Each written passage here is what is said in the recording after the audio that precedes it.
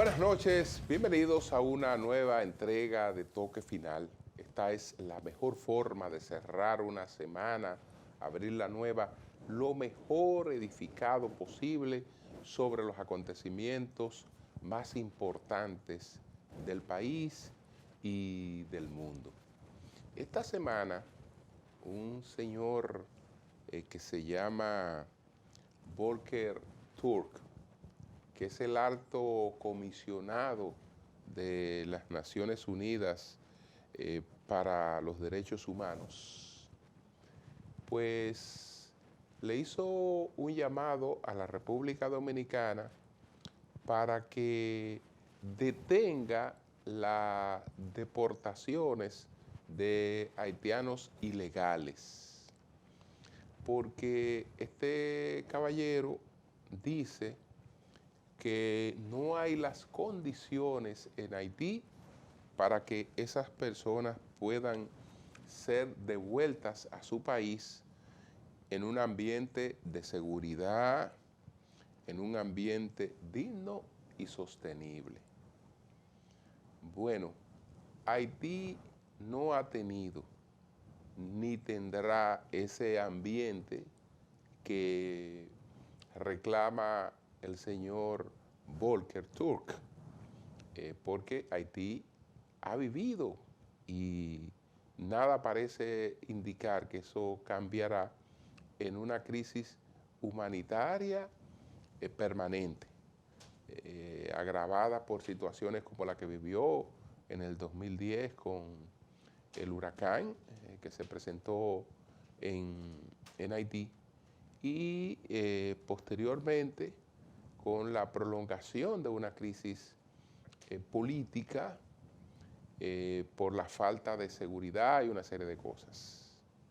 Entonces, si la República Dominicana renuncia a ejercer su potestad soberana de regular esta migración, que bastante generosa es la República Dominicana, que bastante flojos somos en esa regulación, entonces evidentemente que lo que tendremos que dejar es que, como en Haití no hay seguridad para que los haitianos pues, puedan permanecer en ese país, es permitir que crucen para acá todos y no tomar ningún tipo de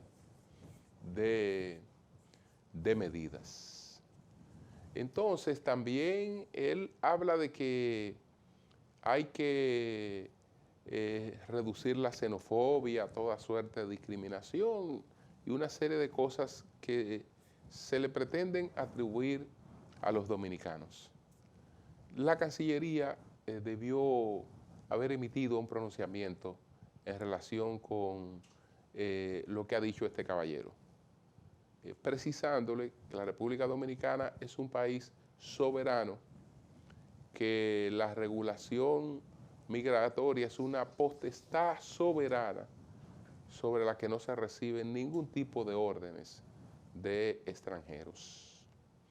Y el país, desde luego, cumplir con los protocolos para garantizar que estas deportaciones no violen los derechos de las personas deportadas, pero desde luego que es un asunto que no puede detenerse y revela que no es un invento eso de que la comunidad internacional, pues con toda esa indiferencia que ha mantenido frente al problema haitiano, justamente lo que busca es eso que está planteando este caballero, que en definitiva el colapso del Estado haitiano arrastre el colapso del Estado dominicano, porque no pasaría otra cosa si declaramos este desorden abierto. Bueno, señores, nosotros vamos a presentar, cuando regresemos de la pausa, cuáles fueron los 10 temas más importantes de esta semana en la que se produjeron las elecciones de medio término en los Estados Unidos. Yo creo que ahí hay factores que hay que tomarlo en cuenta, tanto de la parte republicana como de la parte demócrata.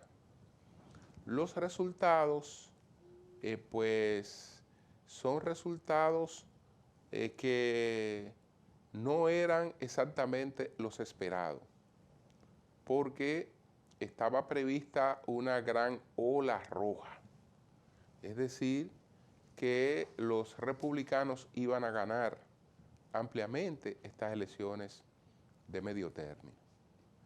Realmente los republicanos pues avanzaron en estas elecciones, sacaron mayor votación que los demócratas, pero no al nivel esperado.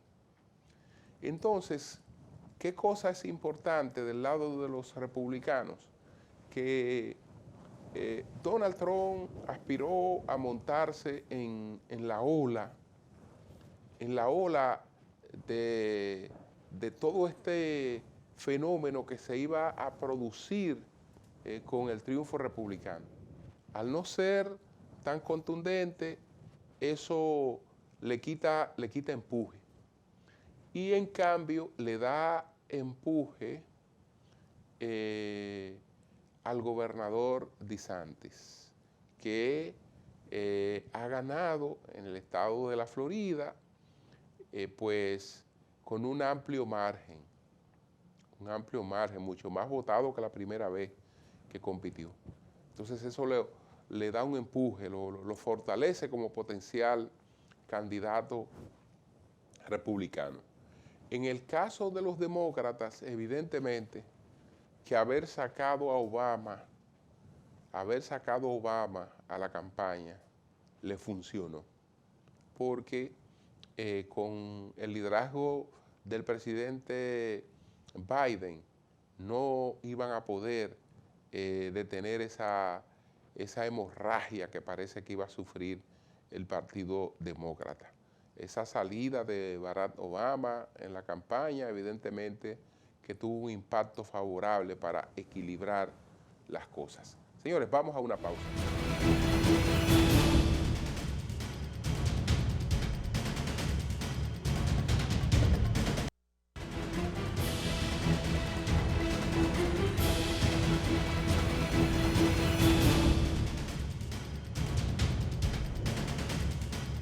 Bueno, señores, la verdad es que la situación con el tema de la seguridad, de la cuestión esta de la criminalidad, parece que no se sabe cómo enfrentarla.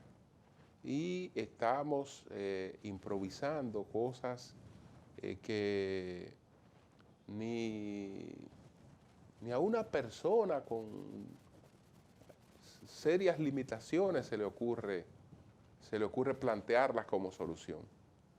Esta semana, en la medida de que vamos a controlar la delincuencia, pues controlando el horario de bebidas en la provincia de Santo Domingo. Entonces, en todas partes del país podrá beberse hasta la hora que fuera, y en todas partes está la delincuencia, pero vamos a controlarla poniendo un freno hasta las 12 de la noche en la provincia de Santo Domingo.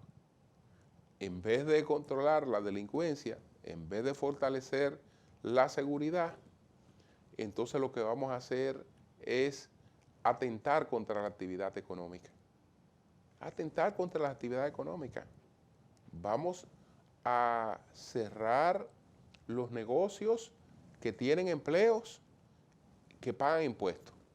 Eso los vamos a cerrar con esa limitación que le vamos a poner, es decir, lo vamos a afectar a esos negocios. No a cerrarlo, pero sí a afectarlo. En cambio, como los puntos de drogas no pagan impuestos y no son tan visibles en términos legales, entonces esos sí podrán seguir operando. Y la medida nada más perjudica a los que tienen la mala suerte de estar en el perímetro de la provincia de Santo Domingo. El que esté en otra parte, pues no hay problema. No hay problema. Y señores, una cosa como esa se anuncia como una medida y todavía se tiene digamos, el tupé de defenderla. Cosas que realmente ridiculizan la administración. Es decir, lo que evidencian es que no hay mucho criterio, no hay plan, no hay nada. A la buena de Dios que se llevan estas cosas. Señores, además de esta tontería, ¿cuáles fueron los 10 temas más importantes de esta semana? Adelante.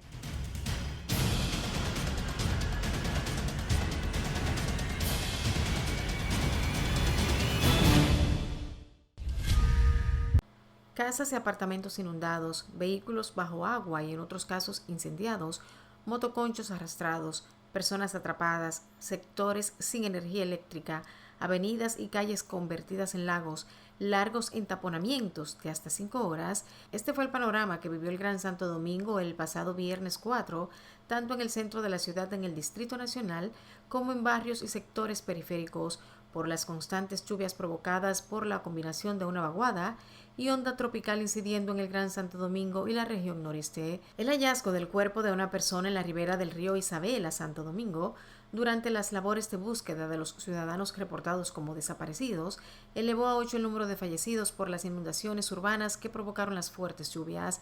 Desde el sábado, el organismo desplegó personal de búsqueda y rescate, técnicos en rescate acuático, unidades caninas y aeronaves no tripuladas, drones, para realizar tareas de localización en la cañada La Arenita de la playa de Arroyo Hondo, ríos Osama e Isabela y Mar Caribe en la capital. El Centro de Operaciones de Emergencias, COE, confirmó con el hallazgo de los restos de la 8ª víctima mortal de las lluvias que azotaron Santo Domingo el pasado viernes. Concluyen las labores de búsqueda de personas reportadas como desaparecidas, aunque los equipos de rescate seguirán realizando labores de monitoreo. Los fallecidos son Robert Maldonado Rosario, de 15 años, fallecido en Santo Domingo Oeste por electrocución, así como Roberto Quevedo Santana, de 50 años, del sector Las 800 de los Ríos, en la capital, asfixiado por inmersión, según el reporte facilitado por el COE. Asimismo, se identificaron los cuerpos de Teófilo Antonio Cruz Peña, de 63 años, fallecido por asfixia por ahogamiento en el sector de Arroyo Hondo, y Gilmes Céspedes, de 20 años, que murió aplastado tras caerle un muro encima en el sector Villa Claudia. Las otras víctimas mortales son Alberto Javier Pimentel, de 47 años, que murió electrocutado en el sector Villa Francisca, y Edwin Alexander Sedano, de 20, fallecido por aplastamiento en el sector de la Sursá. Las últimas 2 víctimas identificadas son Luis Sinqui Mojica y José Antonio Batista Polanco Hochi, de 49 años. En sectores vulnerables de La Puya de Arroyo Hondo, en el Distrito Nacional, el desbordamiento de una cañada causó grandes estragos tras las intensas lluvias. Asimismo, los prolongados aguaceros provocaron que en La Arenita, La Galleta y el Aguacate del sector La Puya, donde habitan más de 1.800 familias, las aguas del caudal arrasaran con los ajuares de los residentes. En sectores como el Alto de los Cerros de Arroyo Hondo 3, Los Ríos, la situación era similar. Algunas calles estaban anegadas y vehículos resultaron dañados luego de ser arrastrados a cañadas en la zona. De igual forma, en los ríos del Distrito Nacional, decenas de familias cargaban o sacaban a la calle los pocos ajuares que pudieron salvar, mientras grúas alaban vehículos volcados y otros sepultados por la cañada La 800. Algo similar ocurrió en el barrio La Cordillera de Mano Guayabo, donde decenas de viviendas resultaron inundadas, carros varados sin posible reparación y negocios que deben comenzar a levantarse desde cero. Mientras el sector asegurador aún no logra determinar los daños causados por las lluvias del pasado viernes al parque vehicular en el Gran Santo Domingo, pero indica que, de acuerdo al informe preliminar del Centro de Operaciones de Emergencia, COE, unos 855 vehículos fueron asistidos por las grúas del organismo. Según información suministrada por la Superintendencia de Seguros, de los 855 vehículos asistidos por el COE, 251 sufrieron fallos mecánicos por la anegación del agua. Francisco Javier García Quesada asesinó de 13 puñaladas y mutiló a su socio Jesús María Cuevas Peña, por negarse a pagarle una deuda de 112,000 pesos que le había entregado a la víctima para realizar préstamos a personas. Así lo informó Juan Geraldo Aquino, abogado de la familia de la víctima, y dijo que el imputado y Cuevas Peña tenían una relación comercial. La víctima proporcionaba el capital del negocio y el imputado ejecutaba los préstamos a personas. Con relación a la deuda que tenía el imputado con la víctima, existe incongruencia entre la cifra que indicó el abogado de la familia y la que establece el Ministerio Público. El órgano acusador informó que García Quesada admitió que apuñaló y descuartizó al joven por problemas de una supuesta deuda de 10,000 pesos que tenía con él.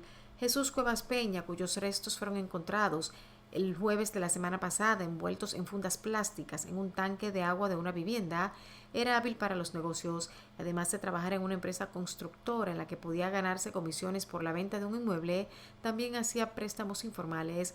En tanto, la jueza Larisa Veras de la Oficina de Atención Permanente del Distrito Nacional impuso 3 meses de prisión preventiva contra Francisco Javier García Quesada. El imputado cumplirá la prisión en el Centro Correccional y de Rehabilitación Najayo Hombres en San Cristóbal. Una joven de 17 años murió a manos de su exnovio y su suegro, quienes le propinaron varias puñaladas y tiros en un hecho ocurrido en el sector de Villa María del distrito de Pantoja. La víctima respondía al nombre de Rocío Michel Adames, mejor conocida como Nanay. De acuerdo con las versiones en torno al hecho, la menor habría recibido varias estocadas por parte de su novio y luego el padre del agresor, su suegro, le propinó varios disparos para luego darse a la fuga. Una cámara de seguridad captó el momento en el cual se ve a un hombre y su hijo huyendo luego de darle muerte a la novia del joven. Por el hecho, están siendo buscados William Eligio y su hijo Luigi, exnovio de la víctima. Los padres de la menor muerta nos explican qué pasó esa noche. Su hija salió con su hermano a distraerse a pocos metros de su casa, donde también se encontraba su exnovio, quienes se enfrascaron en una discusión que no se ha determinado qué la originó. El ex senador de Santiago, Julio César Valentín, presentó el pasado miércoles su renuncia al Partido de la Liberación Dominicana PLD y planteó que considera que permanecer en la organización sería como estar en un cuerpo sin alma. En una carta enviada al presidente del PLD, Danilo Medina, y al secretario general, Charlie Mariotti, Valentín también expresó que ya no se siente parte del espacio y señaló que su convicción está en desacuerdo con la estrategia política, la retórica y la práctica electoral que seguirá el Partido Morado. En un acto también presentaron sus renuncias varios altos dirigentes y alcaldes de la provincia de Santiago, como los municipios de Jánico y Tamboril, al explicar que en el PLD se han impuesto el sectarismo y las prácticas inconsecuentes. Con la declaración de principios de esa organización, indicó que construirá una nueva entidad política. El exmiembro del Comité Político del PLD y expresidente de la Cámara de Diputados anunció que liderará una nueva formación política y que no descarta participar con esta en los próximos certámenes electorales. Formaremos una entidad política con una entidad progresista que ponga el acento en los sectores populares, una organización auténticamente popular, democrática, que trabajará por la inclusión y la no discriminación, afirmó el político, rodeado de decenas de dirigentes y miembros renunciantes del PLD. Del 10 al 23 de noviembre se realizará el 10º Censo Nacional de Población y Vivienda. Un total de 25.304 empadronadores estarán en todo el territorio nacional consultando a los dominicanos sobre mortalidad, natalidad, condiciones de vivienda, empleo, entre otros indicadores sociales. Generalmente los censos se establecen cada 10 años. El último fue realizado en 2010, aunque el 10º correspondía en 2020. La pandemia obligó a postergar la fecha y a celebrarlo con 2 años de retraso. La boleta censal está dividida por secciones. Cada una contiene un número determinado de preguntas de opción múltiple o de única respuesta. En este proceso, la Oficina Nacional de Estadísticas medirá las condiciones de vida, demográficas y económicas de la población encuestada. Uno de los indicadores más importantes a medir en este 10º Censo Nacional es la mortalidad en República Dominicana. Para ello, se cuestionará a los ciudadanos si en ese hogar falleció alguna persona entre los años 2020, 2021 y 2022, a qué edad murió y si la causa de su deceso fue el COVID-19. El proceso tendrá un costo de 3.600 millones de pesos dominicanos. Según las proyecciones de la Oficina Nacional de Estadísticas, se estima que el país para el año 2021 tenía 10.535.535 habitantes, de los cuales 5.259.642, el 49.9% son hombres, y 5.275.893, 50.07% son mujeres. El Colegio Médico Dominicano y sus sociedades médicas especializadas informaron que continuarán las iniciativas para que sus reclamos contra las administradoras de riesgos de salud ARS sean atendidos, prosiguiendo con la suspensión de servicios para Mapfre ARS a partir del próximo lunes 14 de noviembre. En una rueda de prensa, Senencaba, presidente del Colegio Médico Dominicano, anunció que esta suspensión a nivel nacional es por un periodo indefinido para consultas y procedimientos electivos. Sus afiliados serán atendidos en modalidad de pago directo y con las nuevas tarifas de nuestras sociedades médicas especializadas. La suspensión de servicios a Mapfre se acompañará con una campaña en los consultorios y centros de trabajo motivando a los afiliados, señaló Cava. Asimismo, junto a la suspensión de servicios a Mapfre ARS, los calenos promulgarán una campaña motivando a la membresía de las sociedades especializadas a cancelar cuentas bancarias y tarjetas del banco BHD, sugiriendo a las sociedades que tienen cuentas institucionales en ese banco comunicar también que las transferirán a otros bancos. El Colegio Médico Dominicano también anunció que por regiones serán incluidas en la suspensión de servicios en la modalidad y fecha anunciada para Mapfre las siguientes ARS: Monumental en el norte, Renacer en el sur y CIMAC en el este. Sobre ARS Universal, Cava sostuvo que los médicos ratificamos la desvinculación que hicimos con esta administradora de riesgo de salud, a cuyos afiliados se les continúa recomendando cambiar de ARS, porque mientras permanezcan en esa administradora de riesgo de salud, serán atendidos como pacientes privados. El presidente Luis Abinader y el alto mando militar de las Fuerzas Armadas encabezaron el pasado domingo los actos conmemorativos del 178 aniversario de la Constitución de la República. Las actividades se iniciaron con el izamiento de la bandera nacional y las gloriosas notas del himno nacional, interpretadas por la banda de música del Regimiento Guardia de Honor del Ministerio de Defensa. Luego, ofrendas florales fueron depositadas en el monumento, donde los constituyentes firmaron la primera Carta Magna. Posteriormente, autoridades civiles y militares participaron en un Te Deum en la iglesia Nuestra Señora de la Consolación. Las actividades, coordinadas por la Comisión Permanente de Efemérides Patrias, comenzaron con un desfile cívico-militar en la Avenida Constitución y posteriormente el mandatario presidió la inauguración del Museo Municipal. El pasado 6 de noviembre se cumplieron 178 años de la promulgación de la primera Constitución Dominicana, la Carta Suprema que recoge las leyes y normas que rigen el país. La Constitución ha sido reformada en diferentes momentos de nuestra historia. Actualmente, rige la Constitución votada y proclamada por la Asamblea Nacional el 12 de junio de 2015. El nombre de República Dominicana aparece en importantes diarios europeos y de qué manera. Estos recogen el asesinato en Las Terrenas, provincia de Samaná, del empresario francés nacionalizado estadounidense Mario Oliver Joutard, quien fue novio de la princesa Estefanía de Mónaco. Mario Oliver Joutard fue asesinado en una casa de su propiedad, presuntamente durante un asalto, donde cargaron con artículos costosos, entre ellos relojes Rolex y diversas cajas fuertes de seguridad. Según las primeras hipótesis manejadas por la policía, la muerte de Joutard en su casa de Las Terrenas se debió a la violencia con la que los asaltantes irrumpieron en el domicilio, siendo su objetivo llevarse la mayor cantidad posible de objetos de gran valor.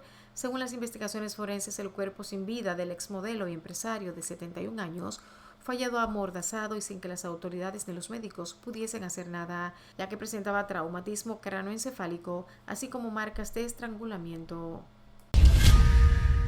Líderes de los países participantes en la Conferencia Climática de la Organización de las Naciones Unidas, ONU 2022, COP27, que se celebra del 7 al 18 de noviembre en la ciudad de Sharm el-Sheikh, hicieron un llamado a las naciones del mundo a trabajar contra los efectos generados por el cambio climático y sus consecuencias.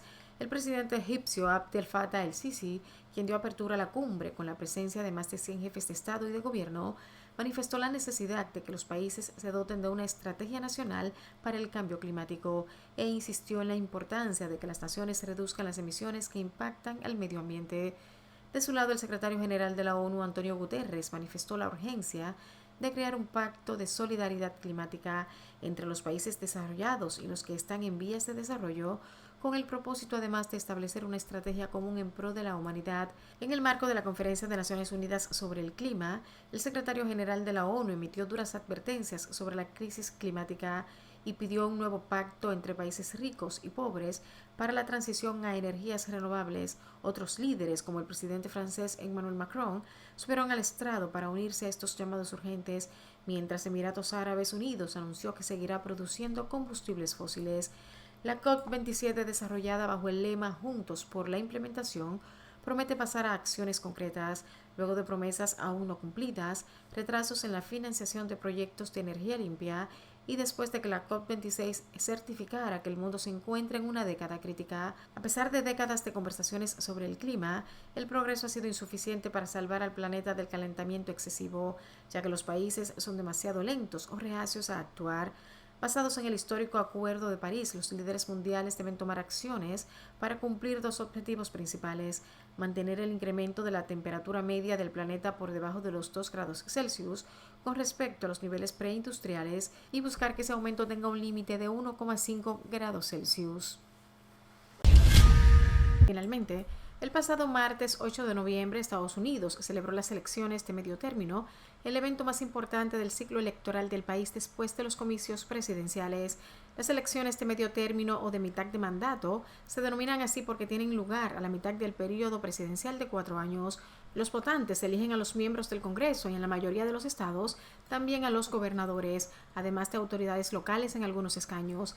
Las predicciones que hablaban de una ola roja cambiando a manos republicanas el control de ambas cámaras en el Congreso no se concretó. Entre los triunfadores indiscutibles de la jornada del pasado martes está el gobernador de Florida, Ron DeSantis, que logró la reelección, con lo que consolida sus aspiraciones a la presidencia de 2024, y el demócrata John Fetterman, que se hizo con el escaño a la Cámara Alta por Pensilvania. Donald Trump volvió a sembrar dudas sobre la limpieza del proceso. En tanto, el presidente estadounidense Joe Biden ha calificado las elecciones como un buen día para la democracia. El aborto fue uno de los temas prioritarios. Kentucky, donde los republicanos dominan ambas cámaras, se ha convertido en el cuarto de 5 estados, junto a Michigan, California y Vermont, que han protegido los derechos de las mujeres en la jornada electoral. En Georgia, ninguno de los dos candidatos obtuvo el 50 más 1 de los votos para declararse ganador de la contienda en el Senado, por lo que irán a segunda vuelta en diciembre. Esto significa que es muy probable que no se sabrá quién controlará la Cámara Alta sino hasta entonces. En estas elecciones de medio término estuvieron en juego la totalidad de los escaños en la Cámara de Representantes, 435, y 35 puestos de los 100 del Senado. La inflación, 32%, y el aborto, 27%, fueron los temas principales que llevaron a los votantes a ejercer su derecho. Según una encuesta a pie de urna hecha por Edison Research, le siguieron armas con un 12%, crimen 12% e inmigración con un 10%. Bien, vamos a una pausa, retornamos en breve.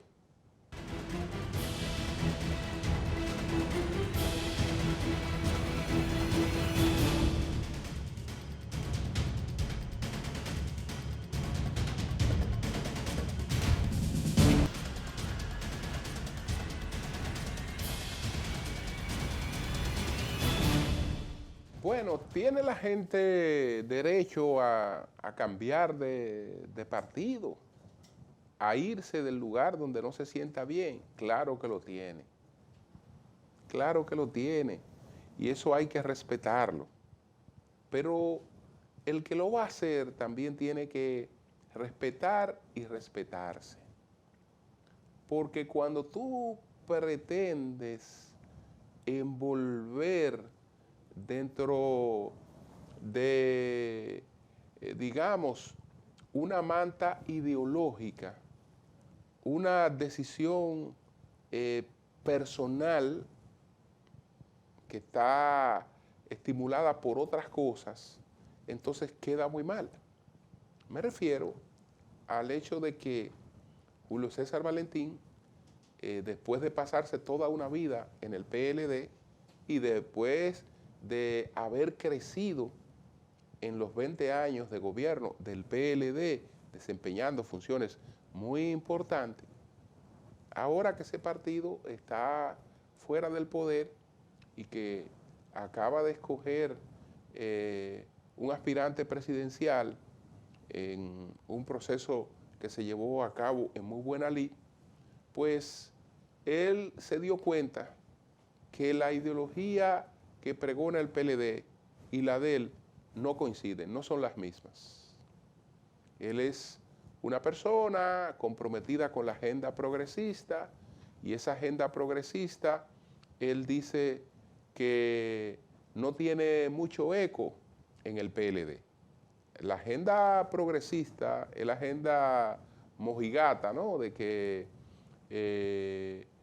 con la llamada agenda LGBT, QI, Plus y todas las añadiduras del mundo, y el pregonar todas estas libertades que para el aborto, que para que los niños se sexualicen a temprana edad y una serie de cosas, o que todo el mundo tenga derecho a cambiar de género, que usted no es hembra porque nace como niña, o no es un varoncito porque nace como varón, porque ese es su sexo. Ahora, que su género es una construcción cultural que usted la va a definir después. Todas esas tonterías, eso es lo que se llama la agenda progresista. Bueno, él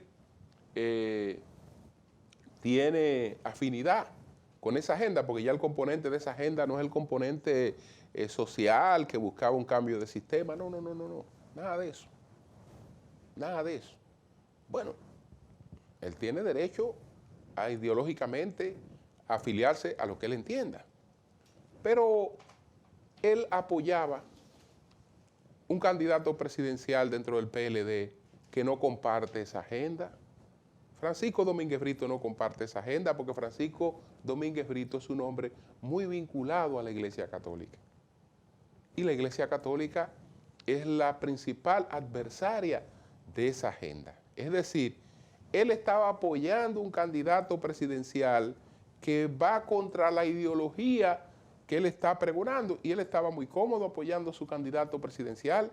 Y si ese candidato presidencial hubiese sido el ganador del proceso, entonces él tal vez no hubiese hallado esas diferencias que encontró después. No, esas diferencias todo el mundo sabe que parten de un resentimiento cuando dos personas que han venido desarrollando una carrera de manera paralela, tú sientes que de repente el otro te ha dado un brinco y se te ha colocado muy alto, y que tú tal vez te ha quedado un poco estancado, que tal vez ha perdido también el apoyo de tu plaza política, porque la política también demanda un trabajo constante en ese sentido. Entonces, bueno, por una parte está ese resentimiento, y por otra parte hay otras situaciones de la vida, entre ellos situaciones de naturaleza económica.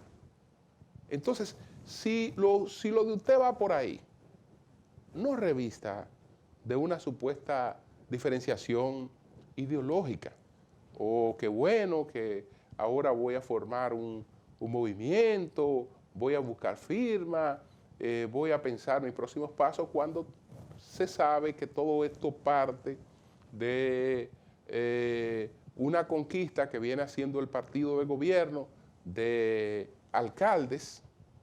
Por eso hay varios alcaldes ahí que ya hace tiempo tenían un entendimiento con el gobierno y bueno, se monta en esa ola como parte de unos acuerdos para postularse posiblemente por la candidatura a la alcaldía de Santiago de los Caballeros, que si se la dan, bueno, ojalá que le vaya bien. Yo dudo que le vaya bien, porque no va a conseguir los votos de los PRMistas, y los PLDistas van a salir a votar en su contra, pero con rabia, porque han de sentirse realmente manipulados y traicionados con esa decisión. Entonces, yo creo realmente que ha quedado muy mal con lo que ha hecho Julio César Valentín. Pero bueno, que tenga suerte. Vamos a una pausa.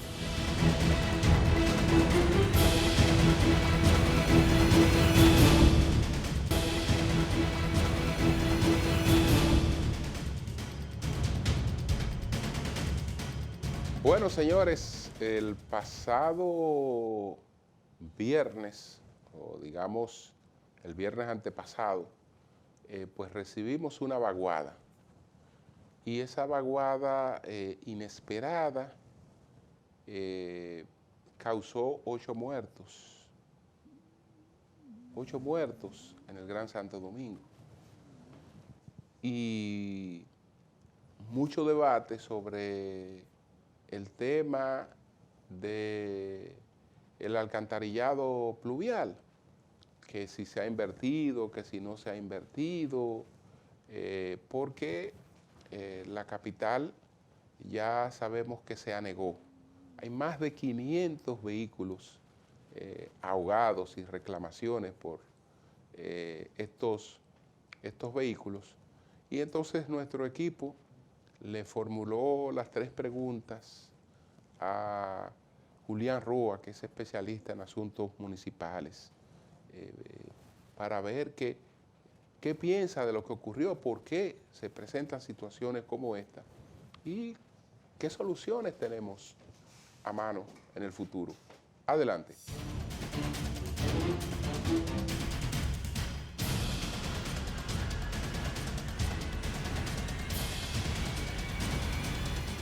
¿Cuál es la situación del drenaje pluvial en el Gran Santo Domingo? ¿Es cierto que los gobiernos nunca lo han priorizado por lo costoso y por su falta de visibilidad política? Desde el ámbito legal, el drenaje pluvial está establecido en una ley del año 44, que es la ley 675. Y aquí hemos hecho las cosas a la inversa. Inicialmente con Trujillo, quien construía era el Estado. Por lo tanto, el tema del drenaje lo realizaba el Estado. El caso de Gasco, el caso de mejoramiento social, el caso de Luperón, son urbanizaciones con drenaje. Cuando comenzó el sector privado a ser quien desarrollara la ciudad, el sector privado solamente se ha ocupado de la construcción de viviendas y ha resuelto de manera paulatina el tema del drenaje pluvial a través de los inbornales, de hacer una especie de cajas con un tubo que va hacia el nivel freático. ¿Qué sucede? Que eso no es suficiente por un lado. Y por el otro lado está el tema de que el ciudadano no tiene una cultura de preservación del drenaje. Todo lo que usted entiende que puede ir a la calle, lo tira a la calle.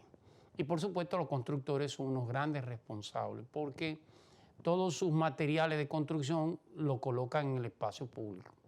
Alrededor del 20% de toda pila de arena que usted coloca en el espacio público termina en el drenaje.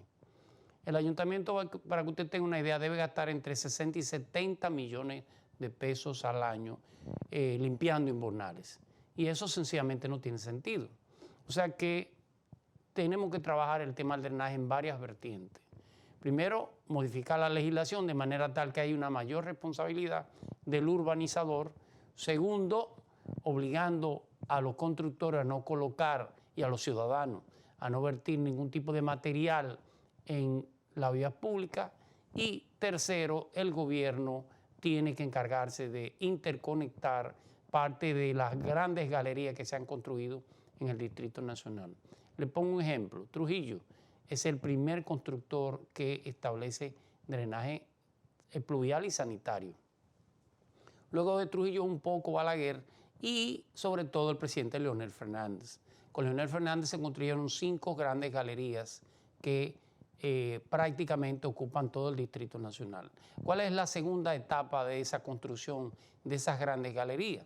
Tiene que ser necesariamente la interconexión ya de los drenajes a lo interior de los barrios con esas galerías, de manera tal que esto está en una etapa inconclusa. ¿Qué sucede? En política mucha gente dice que lo que se hace bajo tierra no se ve. Y ese es un tremendo error, porque estamos creando una ciudad sumamente caótica, una ciudad que va creciendo hacia arriba y como es normal, cada vez que usted elimina una casa y construye un edificio, le elimina el patio. Y por lo tanto, si el patio antes se tragaba parte del agua o permeaba parte del agua de lluvia, ahora no. Ahora todo va a la calle. Y como va a la calle, va al inbornal. Por lo tanto, el inbornal no tiene la capacidad en el tiempo para poder mantener la vía que no se llene de agua. O sea que es multifactorial el tema del drenaje. Y sobre todo, hay que decirlo, después de esas 5 galerías que se construyeran en el gobierno del presidente Fernández, la segunda etapa del trabajo ha ido muy lento, no se ha realizado. Y eso es importante que podamos Ahí es donde tienen que centrarse los gobiernos, en el Distrito Nacional, en la interconexión de los drenajes de los barrios con esas galerías. Una galería en la Máximo Gómez, una galería en la Américo Lugo, una gran galería que va toda la Núñez de Cáceres, inclusive baja desde la Gustavo Mejía Ricard hasta el Malecón, y una galería que va desde la Gustavo Mejía Ricard hasta el Malecón, toda la avenida Luperón. Estamos hablando de que tenemos que trabajar varios aspectos en el tema del drenaje. Uno, la modificación legal, el marco legal en el cual hay que exigirle mayor grado de responsabilidad al urbanizador y al constructor. Y sobre todo mayor nivel impositivo. Si la ciudad no recauda, no va a poder hacer ninguno de esos trabajos. Entonces no es posible que usted construya una urbanización y los problemas se los deje a la ciudad. Tiene que haber mayor grado de contribución del urbanizador hacia el Estado. 2, el tema de la interconexión que le acabo de hablar. Y 3, mayor inversión por parte del gobierno, que, como vuelvo y le digo, se ha detenido en ese tema de esa segunda etapa. Las líneas del metro tienen la ventaja que, como tiene la máquina tuneladora, junto con la línea del metro usted podría construir líneas paralelas de drenaje y podría no solamente servir para el agua, para el tema del drenaje pluvial y sanitario, inclusive podría servir para que usted pudiera vender parte de esos espacios para la interconexión de vías telefónicas, de líneas telefónicas, de soterrados eléctricos, etc. Por ahí debe andar más o menos la solución del tema del drenaje en la ciudad de Santo Domingo. ¿De quién es la principal responsabilidad en esa materia, tomando en cuenta la limitación presupuestaria de los ayuntamientos? Del gobierno. El gobierno central es el gran responsable de resolver el tema del drenaje, no solamente en Santo Domingo, sino en todas las ciudades del país. Ahora, no puede dejarlo en manos de los ayuntamientos ni estos pueden ser indiferentes a la solución. Tiene que ser una responsabilidad compartida, pero el gran financiamiento tiene que hacerlo necesariamente el gobierno.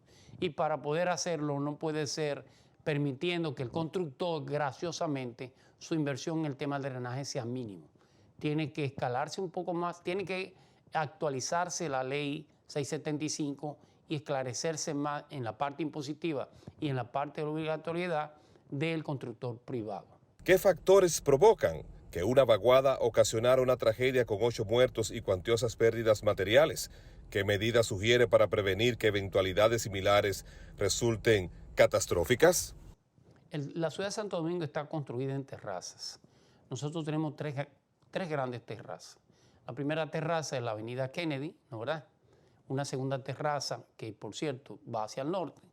Una segunda terraza que es la 27 de febrero. Una tercera terraza que es la Anacaona. Y una última terraza que es la parte debajo de la Anacaona, debajo del Mirador Sur. Esas son las terrazas. Pero todas esas terrazas se interconectan a través de cañadas, que por desgracia los barrios carenciados, los barrios pobres, son los que ocupan, las viviendas ocupan la mayoría de estas cañadas. Para evitar toda esa tragedia, lo primero que hay que hacer es arreglar esas terrazas, limpiarlas y darle un mantenimiento permanente, de manera tal que pudiera drenar a mayor velocidad la cantidad de metro cúbico de agua que cae. Lo cierto es que las cañadas son ahora mismo el vertedero de muchos de los barrios y el gobierno ha tenido un gran descuido con relación a la limpieza de esas cañadas.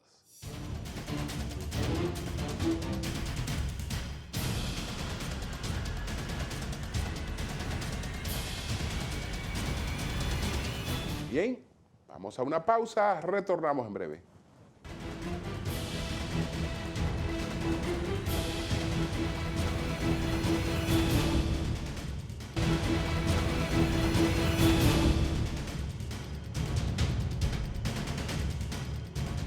Señores, hay que apoyar el censo. Hay que apoyar el censo. Es el mecanismo que tienen todos los países del mundo para poder hacer un levantamiento de su población, de las características de esa población, de la situación de las viviendas, etcétera. Ese mecanismo, a pesar del desarrollo de la tecnología, todavía no ha sido sustituido en ninguna parte del mundo por otro que lo reemplace.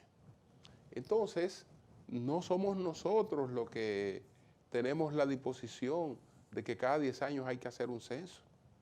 Esa es una disposición internacional, porque las estadísticas de un país tienen que salir de algún sitio. Entonces, para los organismos multilaterales, ¿cómo pueden ser confiables las estadísticas de un país que no ha hecho censo? No serían confiables. Y entonces, cualquier cosa que se planifique en ese país siembra incertidumbre. Siembra incertidumbre, y esa incertidumbre se comunica a otros sectores. Pero además, ¿cómo se planifica? ¿Cómo se enfrentan las cosas? Independientemente de que hay gente, y yo comparto algunas preocupaciones, que hay preguntas allí que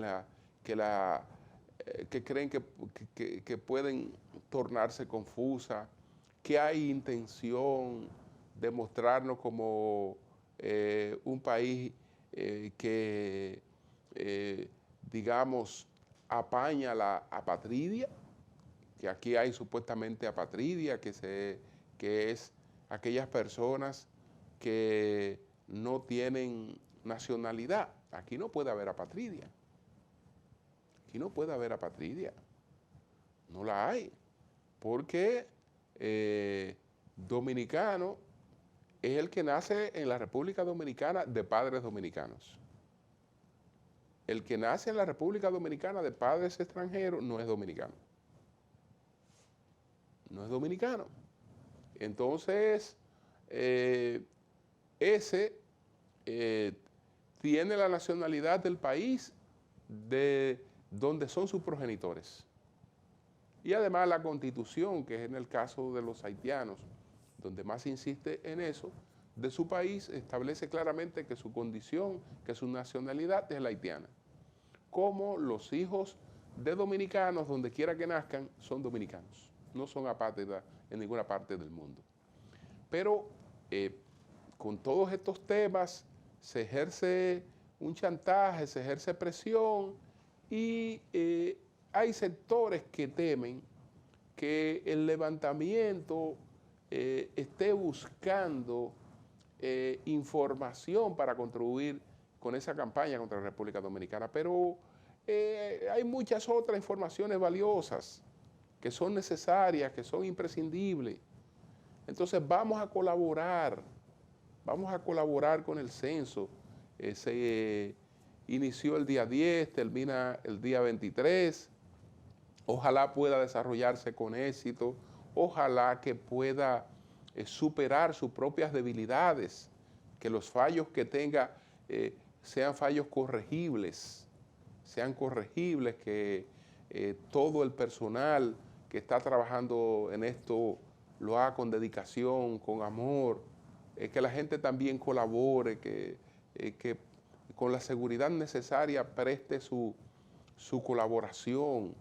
Los partidos de la oposición han sido tímidos en endosar, en apoyar el censo. A mí me parece que es un error, porque el levantamiento no solo va a orientar al gobierno actual, el levantamiento que se haga en este censo también será clave para los gobiernos posteriores, clave, necesario para los gobiernos posteriores, pero el deterioro de la imagen del país afecta a los gobiernos posteriores también si nosotros no hacemos el levantamiento de rigor. Entonces, hay que apostar por el éxito del 10º Censo Nacional de Población y Viviendas. Lula da Silva, el presidente electo de Brasil, ha dicho que una de sus metas es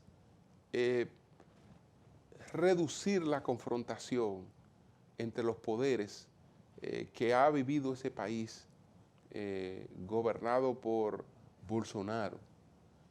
que siempre cultivó la confrontación, el enfrentamiento, cosas que dan cierto entretenimiento a la población, pero no solucionan los problemas fundamentales.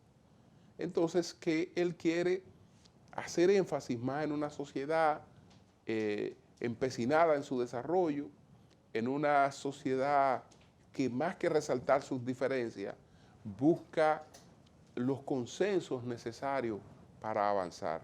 Ojalá que lo logre Lula después de esta resurrección política que se ha verificado en él. Buenas noches.